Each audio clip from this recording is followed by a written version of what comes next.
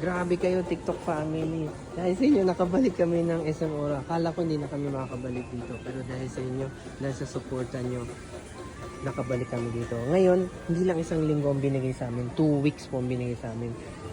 October 20 hanggang November 2. Ngayon, sana ma-extend pa kami. Ngayon, malalaman nyo siguro by end of October. Pero ito, nakabalik kami ulit sa SM Ora. Ako lang sa inyo yung mga item namin. Kagaya nito, brownies. Ito mga fairy one. Ito may mga fresh fruit drinks din kami. Ayan. Tapos may mga tea din kami kung gusto nyo. Loose leaf. Yan. Tapos o kaya meron na yun nasa bag na tea bag. Meron din mga fruit ko. Iba-ibang flavor. Ako po mismo nagluluto niya. Barbecue, honey butter, cheese, plain, sour cream. Kasi na may black tea tayo. May green tea tayo. May loose leaf. Merong naka tea bag na. Kasi ito naman fresh fruit drinks. No sugar na yan. Sugar free na sila. Thank you po ulit sa inyo sa lahat ng support nyo. So keep on watching, following din, and mag-comment lang kayo.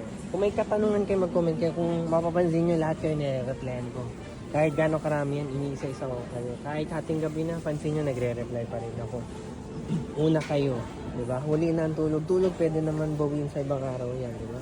Ito mga to fairy one. May 4 flavors tayo yan.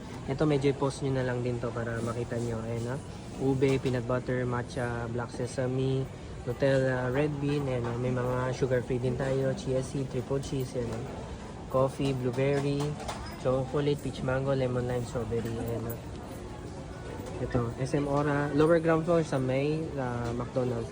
Tapos yung drinks namin, no? Tignan nyo yung drinks namin. Fresh fruit drinks talaga yan, no? Added sugar na po yan.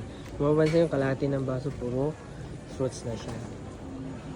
So, ito na yung day 90 na to, okay? Sige sir, thank you sir ha.